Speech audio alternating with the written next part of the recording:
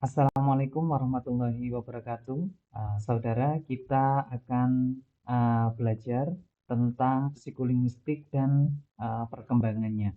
Di dalam materi ini, kita nanti akan membahas tentang dua subtopik pembahasan. Yang pertama adalah psikolinguistik dilihat dari pengertian dan bidang kajiannya. Lalu yang kedua adalah sejarah perkembangan psikolinguistik. Di psikolinguistik, pengertian dan bidang kajiannya, tentu kita akan belajar, akan mencari informasi tentang beberapa tokoh yang mencoba mendefinisikan apa itu tentang psikolinguistik. Pertama itu ada Ed Sissons pada tahun 1984 yang mengatakan bahwa psikolinguistik itu merupakan disiplin ilmu yang berorientasi pada studi bahasa dan pikiran. Lebih lanjut, Simanjuntak pada 1987 menyatakan bahwa psikolinguistik merupakan disiplin ilmu yang berorientasi pada penguraian proses-proses psikologis yang terjadi apabila seseorang menghasilkan atau memahami suatu kalimat dan bagaimana kemampuan berbahasa itu diperoleh.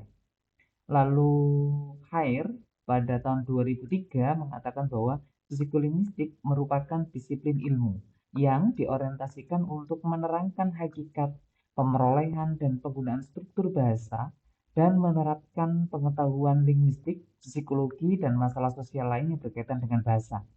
Lebih lanjut, Darjo Wijoyo pada tahun 2005 mengatakan bahwa psikolinguistik adalah disiplin ilmu yang diorientasikan untuk mengaji proses-proses mental yang dilalui manusia ketika berbahasa. Artinya adalah dari empat tokoh tersebut ketika mendefinisikan dari psikolinguistik tidak terlepas dari dua bidang kajian ilmu, yaitu bidang bahasa dan bidang psikologi, yang kaitannya bisa diorientasikan menjadi satu kajian ilmu, yaitu psikologi dalam bahasa atau bahasa dalam psikologi. Tetapi kalau di dalam studi keilmuan linguistik, maka porsi linguistik atau fokus linguistik lebih tinggi daripada psikologi, sehingga eh, bahasa dilihat dari psikologinya, dianalisis dari teori-teori psikologi. Maka dari keempat tokoh ini dapat kita tarik simpulan bahwa psikolinguistik itu adalah disiplin ilmu kombinasi antara psikologi dan linguistik yang diorientasikan untuk mengaji proses psikolinguistik yang terjadi pada seseorang ketika dia berbahasa. Dari pengertian tersebut, terdapat beberapa informasi yang dapat kita pahami lebih lanjut, yaitu yang pertama, psikolinguistik merupakan bidang kajian atau bidang studi yang tidak dapat eksis tanpa dukungan psikologi dan linguistik. Artinya adalah psikologi dan linguistik inilah yang membangun satu studi baru atau kajian baru yang namanya psikolinguistik. Fokus kajian psikolinguistik bukan hanya pada aspek kebahasaan, melainkan proses psikologis, proses mental yang berkaitan dengan kegiatan berbahasa. Sehingga bentuk bahasa itu adalah bentuk nyata, ekspresif atau bentuk konkret dari seseorang berbahasa tersebut. Nah, psikologisnya itu adalah bisa dikatakan sebagai studi analisis yang dapat digunakan ketika seseorang tersebut berbahasa. Sekalipun tidak menjadi fokus kajian, posisi kegiatan berbahasa dalam kajian psikolinguistik ini cukup strategis karena menjadi prasyarat layak atau tidak proses psikologi dikaji dalam psikolinguistik. Karena tadi, jadi kalau di kajian psikolinguistik itu bagaimana bahasa yang diucapkan seseorang tersebut atau diproduksi seseorang dilihat dari sisi psikologisnya. Objek kajian psikolinguistik kami ambil dari dua tokoh. Tokoh yang pertama di Ike Thiessen 1984 menyatakan bahwa objek kajian psikolinguistik ada tiga. Yang pertama pemerolehan bahasa, yang kedua hubungan pengetahuan dan penggunaan bahasa, dan yang ketiga adalah produksi dan resepsi bahasa. Sedangkan Darjowo Joyo juga menyatakan hal yang selaras dengan Ike Thiessen pada 1984 yang menyatakan bahwa objek kajian psikolinguistik terdiri atas empat. Yang pertama produksi bahasa, yang kedua komprehensi bahasa, yang ketiga landasan biologis dan neurologis yang memungkinkan manusia untuk dapat berbahasa, dan yang keempat adalah pemerolehan bahasa. Dari dua pandangan ini ada beberapa kesamaan. Yang pertama adalah objek kajian psikolinguistik pada pemerolehan bahasa. Dua tokoh ini sependapat bahwa pemerolehan bahasa itu masuk di dalam kajian psikolinguistik. Artinya adalah bagaimana seorang anak atau seseorang mendapatkan atau menguasai bahasa baru mereka. Nah, itu juga dilihat dari psikolinguistik. Nah, di sisi psikologisnya itu nanti akan dilihat kompetensinya, terus sistem sarafnya, dan seterusnya. Lalu produksi dan resepsi bahasa juga sudah hampir sama, terus hubungan pengetahuan dan penggunaan bahasa juga pada poin landasan biologis dan neurologis yang memungkinkan manusia dapat berbahasa. Dua pandangan ini saling melengkapi. Lanjut di bidang kajian psikolinguistik, ada beberapa bidang kajian yang dibahas di dalam psikolinguistik. Yang pertama adalah psikolinguistik teoretis, yang kedua psikolinguistik perkembangan, psikolinguistik sosial, psikolinguistik pendidikan, neuropsikolinguistik, psikolinguistik eksperimental. Dan yang terakhir adalah psikolinguistik terapan. Nah, di yang terakhir ini itu adalah semua yang 6 di sisi kiri dan kanan ini juga nanti bisa diterapkan di dalam psikolinguistik terapan itu. Psikolinguistik teoretis dia berhubungan dengan pengembangan dan peningkatan serta uji teori-teori yang berkaitan dengan psikolinguistik, yang kaitannya dengan konsep-konsep di dalam pemerolehan bahasa, konsep-konsep di dalam produksi dan resepsi bahasa, dan yang lainnya. Nah, kaitan antara psikolinguistik dengan teoritis ini itu juga nanti akan berdampak pada psikolinguistik perkembangan yang orientasinya pada bagaimana perkembangan bahasa seseorang di dalam penguasaan bahasa baru atau seorang anak dalam memperoleh bahasa pertama mereka, bagaimana perkembangan bahasanya dan seterusnya. Selanjutnya psikolinguistik sosial, dia berorientasi pada bagaimana psikolinguistik atau bahasa digunakan di dalam konteks sosial oleh seorang individu, yang itu bisa dilihat dari konteks-konteks tertentu. Yang pertama mungkin konteks penutur, situasi, terus kemudian konteks sosial lainnya.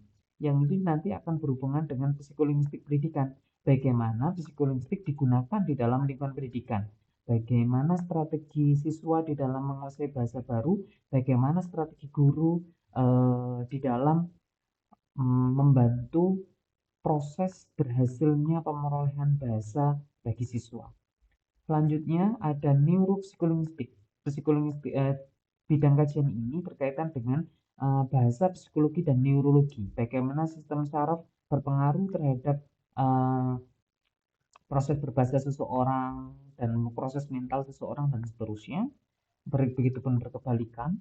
Terus kemudian neuropsikolinguistik ini bahkan kajian yang lainnya itu juga nanti akan ada bidang kajian tentang psikolinguistik eksperimental. Bagaimana bidang psikolinguistik ini berkaitan dengan treatment-treatment dalam mendukung seseorang memperoleh bahasa, mengujarkan bahasa, dan meresepsi suatu bahasa.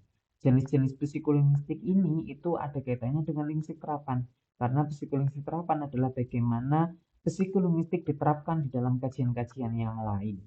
Seperti itu. Selanjutnya kita ada di submateri sejarah perkembangan psikolinguistik.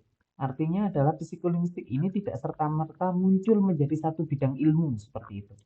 Tidak begitu, tetapi psikolinguistik ini melalui proses yang panjang, perkembangan studi keilmuan yang dia juga panjang dan saling berinteraksi antara ilmu satu dengan ilmu yang lainnya. Kalau kita ibaratkan di sini adalah satu pohon begitu, terus kemudian satu pohon A misalkan begitu, itu satu ilmu tertentu, lalu dia berkorelasi, berkembang menjadi B, C, D, dan E. Terus B dan C kemudian saling berkaitan menghasilkan G dan H, terus C dan D saling berkaitan menghasilkan I dan J, terus D dan E saling berkaitan, tetapi dia hanya menjadi satu ilmu tersendiri begitu, kemudian E dan seterusnya dia berkaitan. Lalu berkaitan lagi nanti G dan H atau H dan I, dia saling berkorelasi menghasilkan keilmuan tertentu yaitu mungkin O, P, dan seterusnya. Nah, Proses perkembangan psikolinguistik juga seperti itu, tidak serta-merta langsung menjadi psikolinguistik, tidak. Mungkin dia berasal dari pohon ilmu filsafat, gitu. Filsafat nanti terus kemudian berkembang menjadi ilmu sains dan humaniora, misalkan. Terus kemudian di humaniora mungkin berkembang lagi ilmu kebahasa dan psikologi. Terus kemudian bahasa dan psikologi bertemu mungkin menjadi psikolinguistik dan seterusnya. Jadi adanya ilmu psikolinguistik itu tidak serta-merta langsung ada begitu, tetapi melalui proses yang panjang.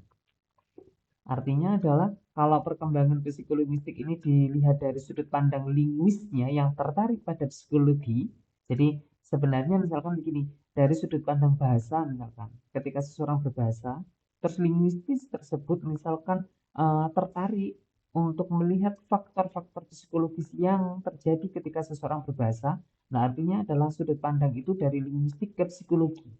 Nanti perkembangan psikolinguistik lainnya bisa juga dilihat dari bagaimana psikolog atau ahli psikologi memandang kejiwaan seseorang, karakter seseorang, proses mental seseorang dilihat dari bahasa mereka. Jadi ada beberapa sudut pandang yang dia juga berlawanan tetapi menghasilkan satu studi baru yaitu psikolinguistik. Yang pertama itu uh, Wilhelm von Humboldt pada 1767 sampai 1835, ini masa hidup beliau. Beliau mencoba merintis atau mengembangkan kajian tentang hubungan bahasa dan pikiran. Lalu dilanjutkan dengan Edward Sapir, itu memandang bahwa psikologi dapat memberikan dasar yang kuat bagi kajian bahasa. Selanjutnya Leonard Bloomfield uh, berpendapat bahwa bahasa merupakan ekspresi pengalaman yang lahir karena kekuatan dan tekanan emosi. Maka di sini muncul teori emotif seperti itu. Terus kemudian Leonard Bloomfield ini awalnya berpendapat salah satu tokoh mentalis seperti itu. Jadi orang atau tokoh yang berkaitan atau yang condong untuk analisis konsepnya berkaitan dengan proses mental seseorang. Tetapi lambat laun Bloomfield ini juga beralih ke teori behavioris. Teori behavioris itu percaya bahwa tentang perilaku, tentang eksperimen pemberian treatment itu juga sangat berpengaruh ketika seseorang belajar bahasa dan perkembangannya. Selanjutnya ada Otto Jespersen, itu juga mendukung di Bloomfield, menyatakan bahwa bahasa merupakan simbol dari otak manusia yang melambangi atau membangkitkan pikiran. Selanjutnya dari Ferdinand de Saussure menyatakan bahwa objek kajian linguistik adalah langue, sedangkan parul adalah objek kajian psikologi. Ferdinand de Saussure ini mencetuskan atau mempelopori linguistik struktural. Nah, di dalam linguistik struktural tersebut, Ferdinand de Saussure mengenalkan dengan dua istilah dikotominya yaitu langue dan parul. Gitu. Langue itu dikaitkan ke dalam objek kajian linguistik, sedangkan parul dikaitkan dengan objek kajian psikologi. Selanjutnya, perkembangan psikolinguistik yang dilihat dari sudut pandang psikolog yang tertarik pada linguistik. Nah, ada John Dewey. John Dewey itu mengaji bahasa dan perkembangannya dengan cara menganalisis aspek-aspek linguistis bahasa anak yang berdasarkan prinsip-prinsip psikologi. Lalu William Wundt menyatakan bahwa bahasa merupakan alat untuk mengungkapkan pikiran. Ahli psikologi yang kali pertama mengembangkan teori mentalistik secara sistematis ya Wilhelm Wundt pada masa hidupnya 1832 sampai 1920. Lalu Watson mendukung juga menyatakan bahwa perilaku berbahasa pada dasarnya sama tingkatannya dengan perilaku yang lain. Artinya adalah ketika kaitannya dengan perilaku itu sudah ke teori behaviorism. Lalu John B. Carroll itu mencoba mengembangkan teori simbolik, yaitu teori bahwa respons kebahasaan harus lebih dulu berperan dalam bentuk isyarat sehingga sesuatu dapat menjelaskan sesuatu yang lainnya. Nah, kerjasama antara psikologi dan linguistik itu terjadi sejak tahun 1860, yakni ketika Hyman Steinhall, yaitu psikolog yang kemudian menggabungkan atau yang mencoba untuk masuk ke dalam ranah linguistik, terus kemudian dan Moritz Lazarus yang berkebalikan dengan Steinhall, linguis yang kemudian mencoba menjadi atau apa ya, menggabungkan di antara linguistik ke psikologi seperti itu. Nah, dari usaha dua ahli ini menelurkan bahwa mereka menerbitkan jurnal yang menyoroti psikologi bahasa dari sudut pandang psikologi dan linguistik. Satu pemikiran penting yang dinyatakan Steinhall adalah psikologi tidak mungkin hidup tanpa linguistik, dan begitupun juga linguistik juga tidak bisa hidup dengan psikologi.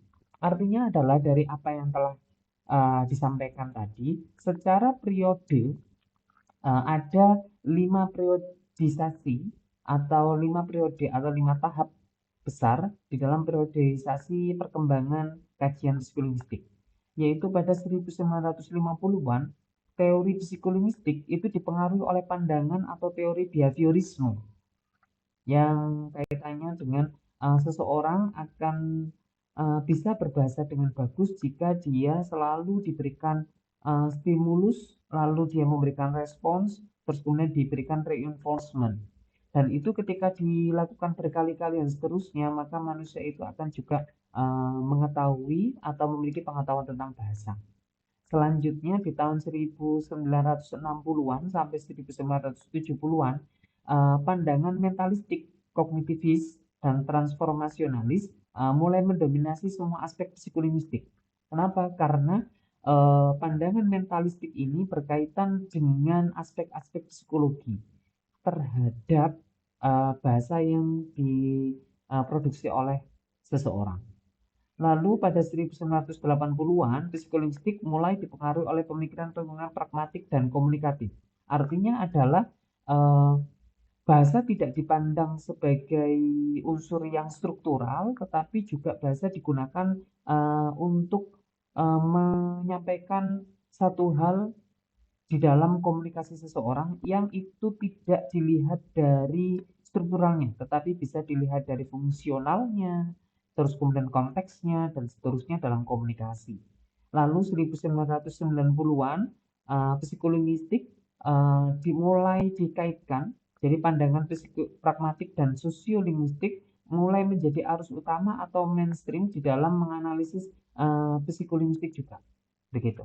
Lalu pada tahun 2000-an itu diusulkan model integratif yang terdiri atas komponen behavioral, terus kognitif dan ciri kepribadian. Nah, model-model integratif ini mulai digunakan dan mulai berkembang sampai dalam beberapa dekade ini untuk menganalisis atau masuk di dalam kajian-kajian psikolinguistik, baik itu pada konteks produksi dan resepsi bahasa, pemerolehan bahasa, maupun objek-objek kajian lainnya di dalam psikolinguistik. Jadi begitu, saudara, tentang materi psikolinguistik, pengertian, objek kajian, dan bidang-bidang kajiannya, serta perkembangan psikolinguistik.